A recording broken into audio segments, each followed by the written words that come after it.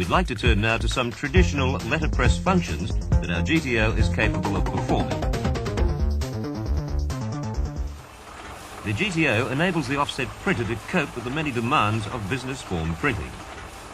Numbering, imprinting and perforating are all done in the one pass. For each, it's essential that the front lays are square, for we are locking the sheet into an additional mechanical system that has only one alignment. We can't swing numbering machines or perforating wheels. Let's begin by securing the number of mounting rings we'll need to the mounting shaft.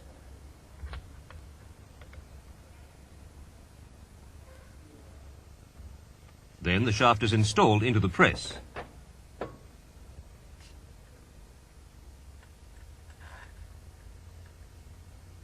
Notice the way the hexagonal bolt is firmly tightened and its covering plate is slid into place.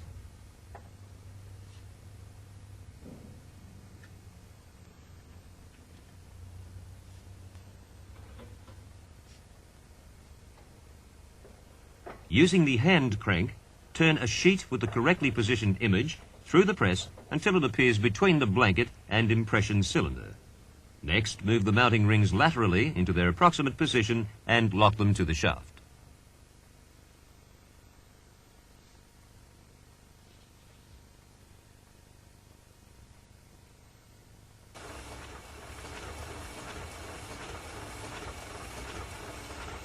We can number across the impression jacket using a numbering machine such as this, or around the jacket, in which case we need a convex numbering machine like this, which matches the curvature of the jacket. In this example, we'll use the conventional numbering machine. However, the principle is exactly the same for both.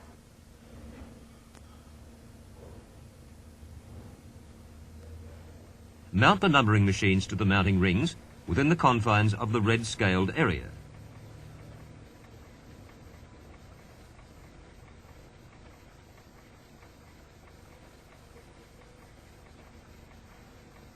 Then position the numbering machines approximately by making reference to the position on the printed sheet.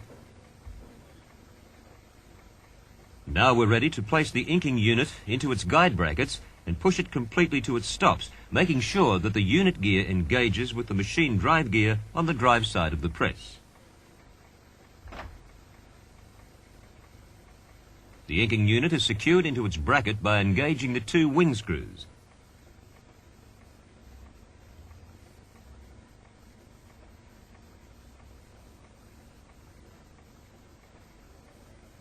The next thing to do is to throw the impression switch to on. These knurled knobs are turned into the press until 3 of the white rings are visible on each side. Printing pressure is now even. Inch the press until the knurled knobs have been drawn in by 2 stages and are stationary.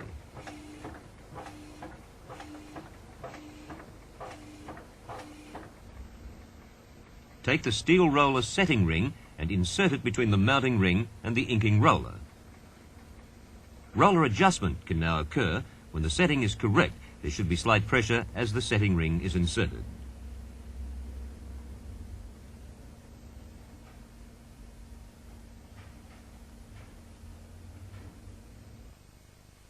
We're ready to place the ink in the duct and begin the duct setting.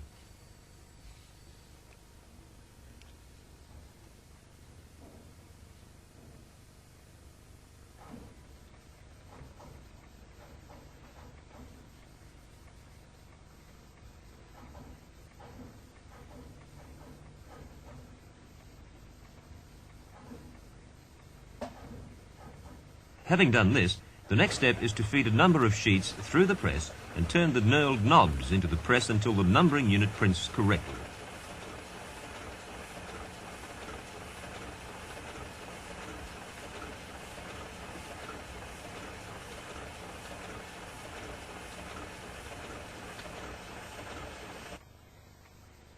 Now move the number exactly into position according to the original sheet.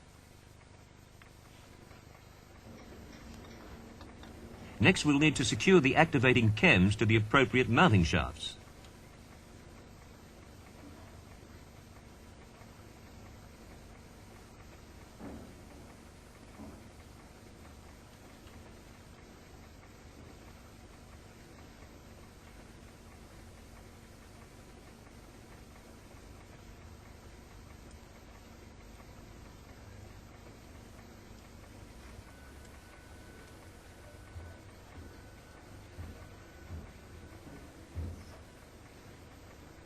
and carefully position them to the numbering machines with the use of the setting gauge.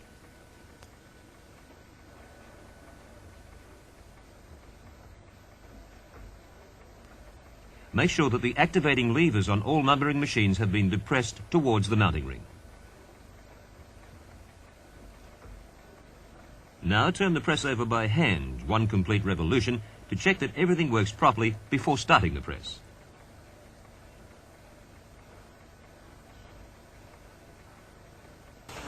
The procedure is fairly similar for imprinting, but without the complication of activating cams.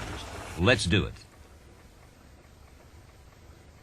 We're going to mount the desired number of printing blocks to the mounting rings,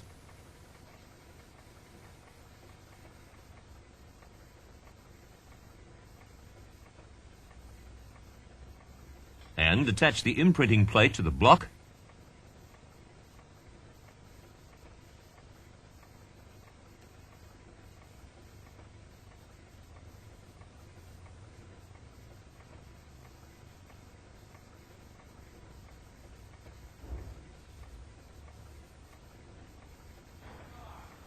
then turn the press to check its position.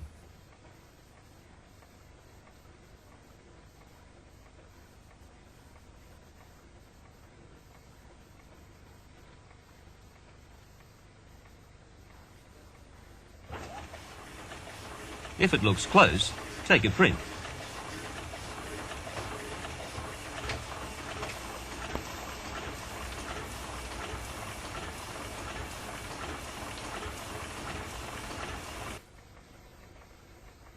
Now check for position and quality of reproduction.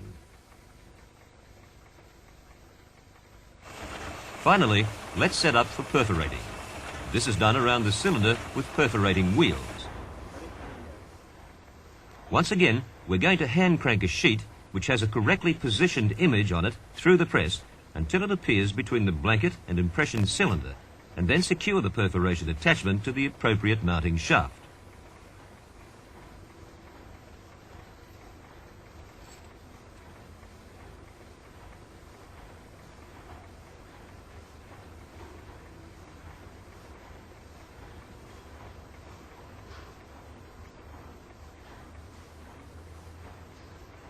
Position the perforating wheel so that it's in position on the copy, making sure that it's clear of the impression cylinder grippers as well. This point can't be overemphasized and must be considered when planning a job.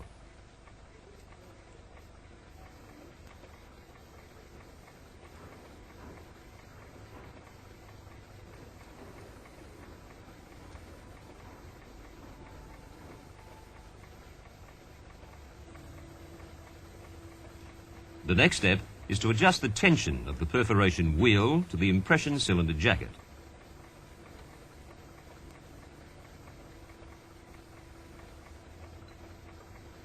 Our first adjustment engages the wheel to the impression jacket. Our second adjustment fine-tunes the pressure. Minimum pressure is essential so that when the press is placed on impression, the perforation wheel should be lightly touching the impression cylinder jacket. If you can't turn the perforation wheel with the fingers, then it's set too hard to the jacket and will cut into it. Run the machine on impression and check for position and pressure.